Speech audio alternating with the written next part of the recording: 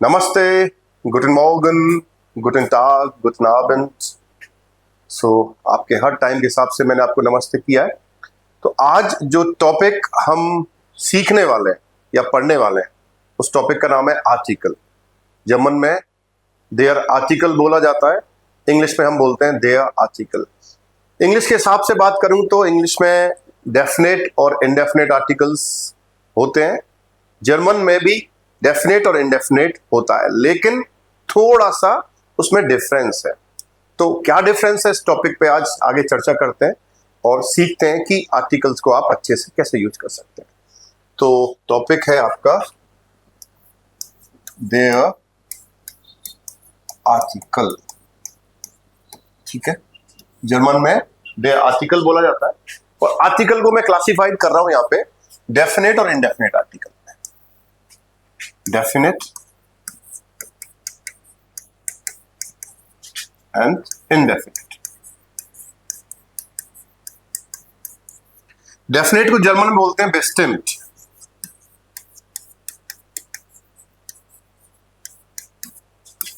और इनडेफिनेट को बोलते हैं उनबेस्टिम्ड।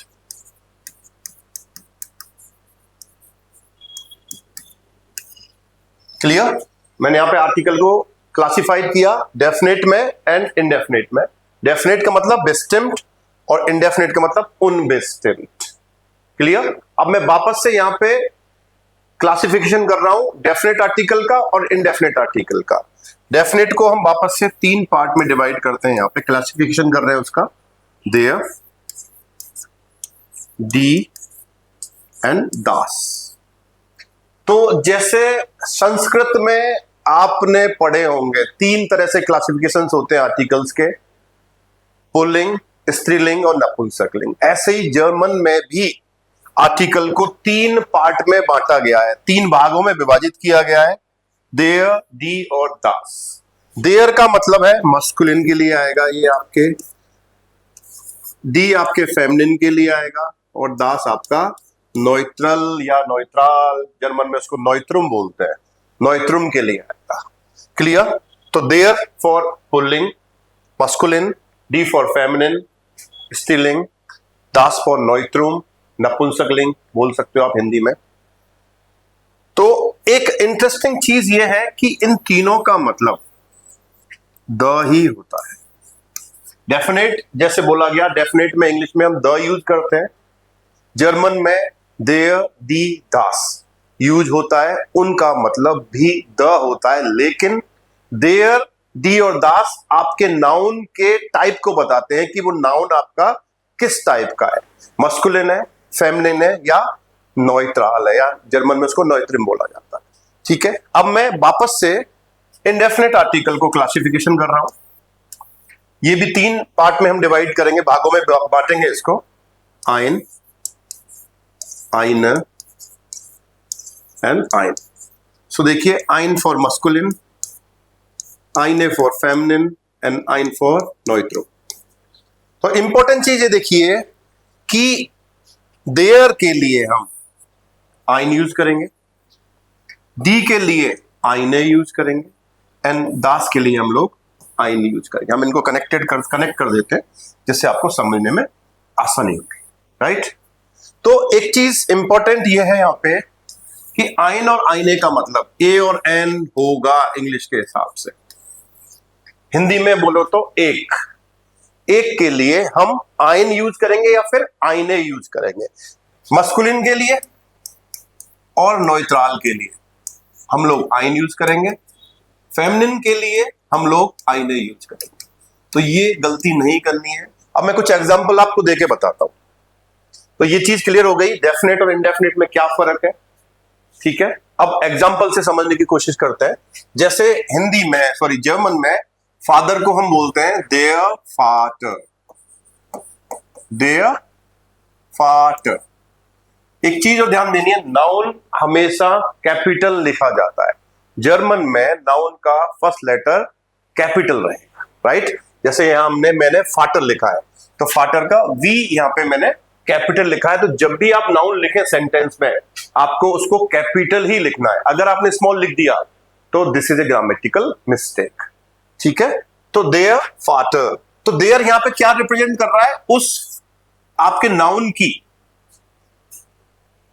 कैटेगरी बता रहा है कि वो नाउन किस तरह का है, आपका मस्कुलिन है, फेमिनिन है या न्यूट्रल है। तो यहां पे देयर क्या बता रहा है कि फादर आपका मस्कुलिन है, राइट। तो अब मैं देयर फादर का मतलब हो गया द फादर। इंग्लिश में अगर बात करूं तो इसको बोलूंगा मैं द फादर, हिंदी में बोलूंगा तो पिताजी, क्योंकि हिंदी में हम लोग आर्टिकल्स यूज नहीं करते, डेफिनेट के लिए हमारे पास कोई आर्टिकल नहीं होता, हिंदी में हम सिर्फ पिताजी बोलते हैं, राइट। तो देयर फादर का मतलब हो गया पिताजी, इंग्लिश में बोलेंगे तो द फादर, क्लियर। तो अगर मैं एक फादर बोलूं, एक पिताजी बोलना चाहूं, तो मैं देयर के लिए क्या यूज करूंगा, आइन, आइन फादर, आइन फादर मुझे लिखना पड़ेगा। तो आइन फादर का मतलब होगा ए फादर, ए फादर मैं बोल सकता हूं, तो उसके लिए क्या लिखना पड़ेगा, आइन फादर, क्लियर। तो ऐसे ही मैं एक फेमिनिन का एग्जांपल देके दिखाता हूं आपको। मदर को जर्मन में हम बोलते हैं डी मुटर, डी मुटर। जैसा आपको पता चल गया होगा यहां पे डी आ रहा है, तो नाउन से पहले अगर डी आ गया तो उसको फेमिनिन मानेंगे, राइट, फेमिनिन माना जाएगा। डी से क्या पता चलेगा कि ये नाउन आपका फेमिनिन है, तो द मदर को हम क्या बोलेंगे, दी मुटर, क्लियर। तो अगर मैं ए मदर बोलूं तो मुझे क्या करना पड़ेगा, इसको वन की फॉर्म में चेंज करना पड़ेगा। तो डी के साथ हम लोग क्या यूज कर रहे हैं, आइने, तो मुझे यहां पे आइने मुटर लिखना पड़ेगा, आइने मुटर। सो डी मुटर, आइने मुटर। एक एग्जांपल लेते हैं न्यूट्रल का। जैसे जर्मन में होता है दास किंड, बच्चे को, किड को हम लोग दास किंड बोलते हैं। तो द चाइल्ड, द चाइल्ड का मतलब हो गया दास किंड। अगर मैं ए चाइल्ड बोलूं तो मैं क्या लिखूंगा, देखिए दास के साथ क्या लिखेंगे हम लोग, आइन, तो मुझे आइन किंड यहां पे लिखना पड़ेगा, राइट। दास किंड का मतलब हो गया द चाइल्ड, और आइन किंड का मतलब हो गया ए चाइल्ड। ऐसे ही और भी बहुत सारे एग्जाम्पल्स हैं। जैसे जर्मन में सिस्टर को बोलते हैं दी स्वेस्टर, तो अगर मुझे एक सिस्टर बोलना है, ए सिस्टर बोलना है, तो मुझे आइने स्वेस्टर बोलना पड़ेगा। ऐसे ही ब्रदर को हम लोग देयर ब्रूडर बोलते हैं, तो अगर मुझे एक ब्रदर बोलना है, एक भाई बोलना है, तो मैं क्या बोलूंगा, आइन ब्रूडर। ऐसे ही दास के लिए एक और एग्जांपल ले सकते हैं, दास फराड, दास फराड का मतलब हो गया द बाइसिकल, द साइकिल भी बोल सकते हो। अगर मुझे एक साइकिल बोलना है तो मुझे क्या बोलना पड़ेगा, आइन फराड। तो ये कुछ क्लासिफिकेशन था आपका आर्टिकल्स का। तो आर्टिकल्स आप बाय हार्ट याद करें, रूल्स एग्जिस्ट करते हैं, लेकिन वो आपको लर्न ही करने पड़ेंगे। तो थोड़ी सी दिक्कत रहेगी आपकी, सारे रूल्स को आप कैसे याद करें। तो बेस्ट यही है कि बाय हार्ट याद करो। जब भी आप नाउन को याद करें तो आर्टिकल्स के साथ याद करें। फादर, कई बच्चे याद करते हैं फादर, मैंने पूछा फादर को क्या बोलते हैं, बोलते फादर, इट्स रॉन्ग। तो आपको बोलना है देयर फादर, राइट। जब भी आपको नाउन बताना, नाउन के साथ आर्टिकल लगाएं। जब भी आपको नाउन यूज करना है तो आर्टिकल के साथ लर्न करें।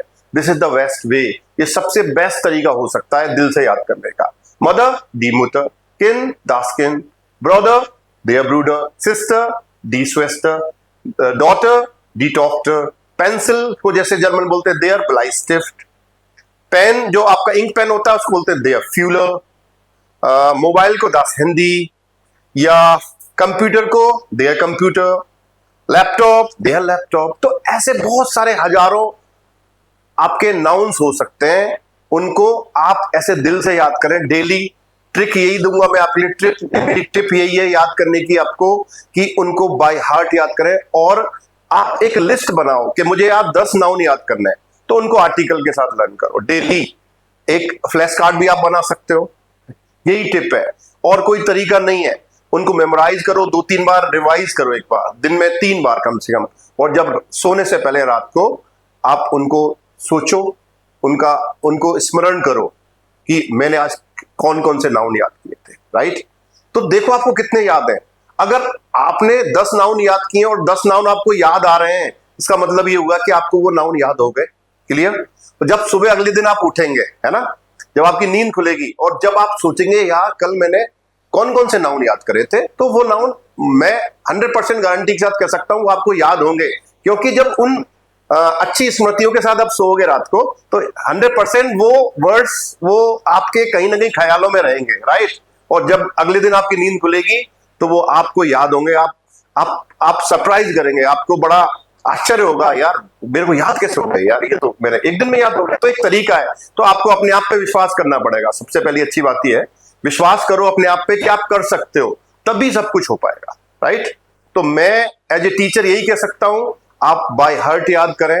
रूल्स की बात है, रूल्स मैं आपको नेक्स्ट क्लास में डिस्कवर करेंगे। हम लोग जो भी रूल्स एग्जिस्ट कर रहे हैं, आर्टिकल्स का एक लॉन्ग लिस्ट है, ठीक है, वो लिस्ट हम नेक्स्ट क्लास में करेंगे। तो आज मैंने जो क्लासिफिकेशन किया है आपको आर्टिकल्स का, डेफिनेट और इंडेफिनेट, दे आर डी दास, दे आर फॉर मस्कुलिन, डी फॉर फेमिनिन, एन फॉर नॉइट्रम, नॉइट्रम बोल सकते हैं उसको जर्मन में, और जेस्टलेस भी बोल सकते हो आप उसको, एडजेक्टिव ना।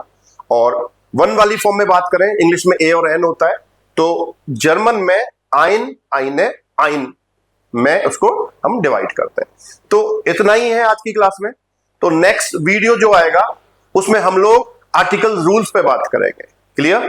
तो वहां डिटेल में बात करेंगे क्या क्या रूल्स हम उनके लिए यूज कर सकते हैं, कैसे क्या तरीका हो सकता है उनको याद करने का, वो टिप भी मैं आपको दूंगा, लेकिन नेक्स्ट क्लास में। आज की वीडियो में इतना ही। आप फॉलो करें रूल्स को, उनको दिल से याद करें नाउन्स को। मेरा कहने का मतलब ये है, जब भी आप नाउन को याद कर रहे हैं तो दिल से याद करें, उनको लिख के याद करें, फ्लैश कार्ड बना सकते हो आप, ठीक है। तो thank you very much for watching the video, and next video मिलते हैं। और आपको वीडियो अगर पसंद आता है तो लाइक जरूर करें, सब्सक्राइब भी कर सकते हैं आप। अगर पहली बार आप वीडियो देख रहे हैं तो चैनल को सब्सक्राइब कर सकते हैं नए वीडियोज के लिए। तो thank you very much for watching.